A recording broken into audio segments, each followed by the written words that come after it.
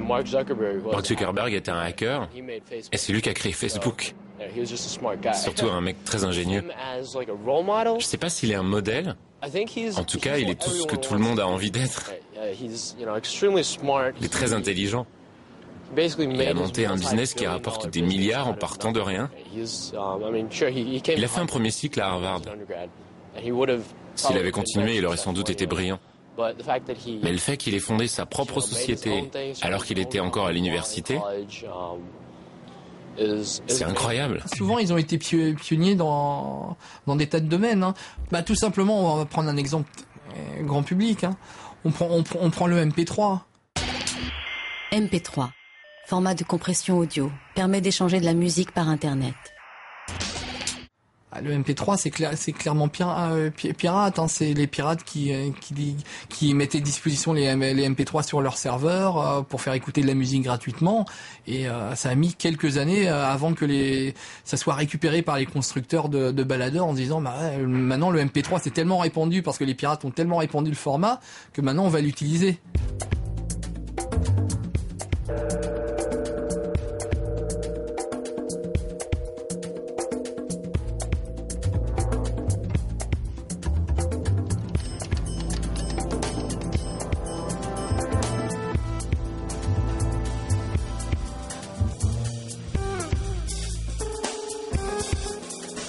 Du MP3 à Facebook, la mentalité hacker est le ciment des révolutions grand public. Aux États-Unis, les jeunes branchés s'affichent sur un nouveau site à la généalogie pirate, Twitter.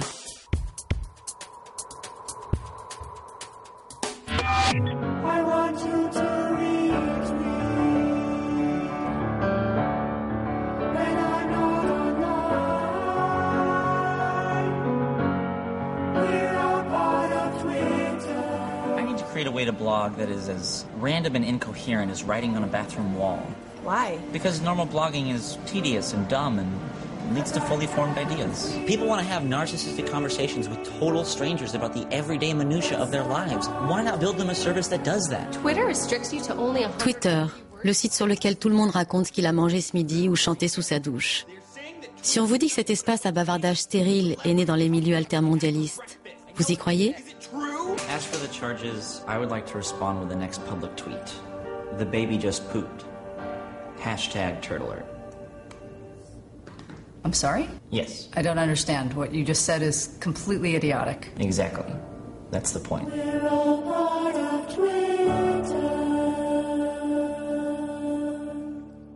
One of the early ideas for Twitter Au départ, l'idée de Twitter vient des milieux contestataires aux États-Unis en 2004. Les gens voulaient échanger des SMS pendant les manifestations, pendant les conventions politiques.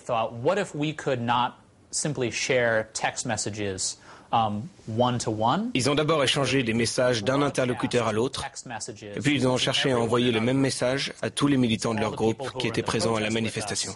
Alors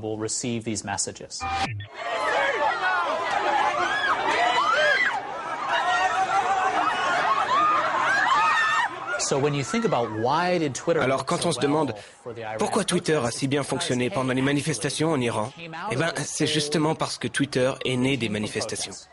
Après, il a muté, il a évolué, il a changé, et maintenant il n'a plus rien à voir avec le Twitter de l'époque. Mais il a conservé cette part enfouie dans son code génétique, qui fait qu'il est particulièrement pertinent lors d'une manifestation. Les grandes inventions des hackers sont-elles condamnées à être recyclées par les barons de l'industrie numérique? Au MIT, Benjamin McGohill et son suite aux couleurs du Chaos Computer Club militent pour la diffusion du logiciel libre, fils spirituel du bidouillage informatique des pirates. Le logiciel libre, c'est une alternative au logiciel propriétaire. Par exemple, Firefox contre Internet Explorer, Wikipédia contre Encarta. Ça n'a rien d'utopique. En France, la gendarmerie ou l'Assemblée nationale utilisent un équivalent libre de Windows, le système d'exploitation Linux.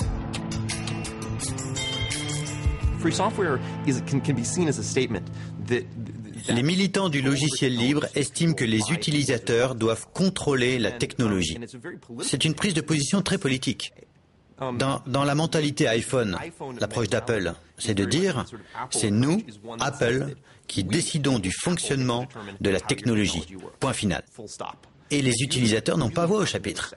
En un sens, c'est une sorte de... comment pourrait-on dire c'est une approche très paternaliste de la technologie. À l'inverse, le principe du logiciel libre, où tout est ouvert, est d'affirmer que le pouvoir doit appartenir à l'utilisateur. Il lui rend ce pouvoir. À un saut de puce de là, le monde universitaire new-yorkais commence à étudier le piratage et son impact hors de l'informatique. Chris Anderson analyse l'influence des techniques du hacking sur le journalisme. Les gens qui savaient programmer se sont dit « Ça marche tellement bien pour les logiciels. Pourquoi ne pas essayer la même chose pour le journalisme ?» Le journalisme tel qu'il est pratiqué aujourd'hui dysfonctionne. Voyons si nous pouvons contribuer à l'améliorer. Indie Media, média alternatif créé sur le web pendant les manifestations altermondialistes à Seattle en 1999. Indie Media voulait que tout le monde puisse participer. Tout le monde peut créer de l'information. Et l'accès à cette information devrait être gratuit. Si tout le monde collecte et produit de l'info, l'info sera sans frontières, sans limite. Elle ne sera pas la propriété d'un, mais de tous, en libre circulation partout. Vous savez que, par exemple, on ne reviendra jamais dans un monde où l'on pourrait produire 400 000 rapports sur la guerre en Irak et les garder secrets aux yeux de la planète.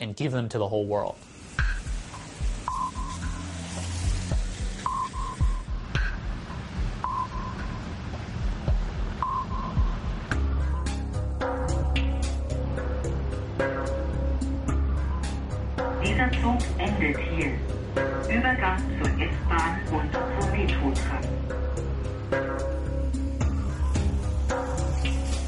Quand les entreprises ou les gouvernements nous imposent des technologies boiteuses, les équipes du Chaos Computer Club peuvent alors servir de garde-fou. Lorsqu'ils lancent une nouvelle carte d'identité, le ministère de l'Intérieur ne nous consulte pas pour savoir si cette carte est inviolable. Ils ont leurs propres équipes qui se chargent de la sécurité d'un tel système. Donc, sur ce cas précis, nous, on a des gars qui testent cette carte. Ils se sont rendus compte que la nouvelle carte d'identité n'est pas inviolable. Nous avons une attitude positive envers la technologie. Bien sûr, il y a le syndrome Big Brother et toute cette merde, mais nous, on aime jouer avec la technologie. Das ist die Frage in Berlin, wo die Polizei zu klären hat, wie es dazu kam, dass ein junger Mann erhängt in einem Park gefunden wurde. Er nannte sich Tron und er war in seiner Szene ein Star. Seine Szene, das war die Szene der Computerhacker, dieser jungen Genies, die ihre Fähigkeiten mit dem Computer oft zwischen legal und illegal beweisen. War er nun einfach nur am Leben gescheitert oder, wie manche in der Computerszene glauben, beiseite geräumt, weil er zu viel konnte und zu viel wusste? Dieser Park in Berlin-Neukölln birgt das Geheimnis um den Tod des Informatikers Boris F. Am vergangenen Donnerstag fand ein Spaziergänger die Leiche des Computergenies erhängt an einem Baum. Seitdem wird gerätselt. War es Mord oder Selbstmord? In Fachkreisen war Boris F. unter dem Decknamen Tron bekannt. Aufsehen erregte er vor 3 Jahren. Damals entwickelte er die sogenannte Wunderkarte, eine Kopie der Telefonkarte der Telekom. Dadurch konnte der talentierte Hacker beweisen, dass Telefonkarten nicht fälschungssicher sind. Dass er dabei allerdings in seinem Forschungsdrang selbst die Grenzen der Legalität überschritt, brachte ihm 10 Monate auf Bewährung ein. Der plötzliche Tod des 26-Jährigen, wichtig könnten auch die Aussagen der Mitglieder des Chaos Computer Clubs sein. Hier ging auch Boris ein und aus. Seit dem Tod ihres Freundes geht bei den Hackern die Angst um. An Selbstmord glaubt hier niemand. Ich gehe nicht von Selbstmordabsichten aus und es entspricht auch nicht seinem Charakter, da er sich immer sehr offen verhalten hat. Wir gehen von einem Mord aus, aber mehr sage ich dazu nicht.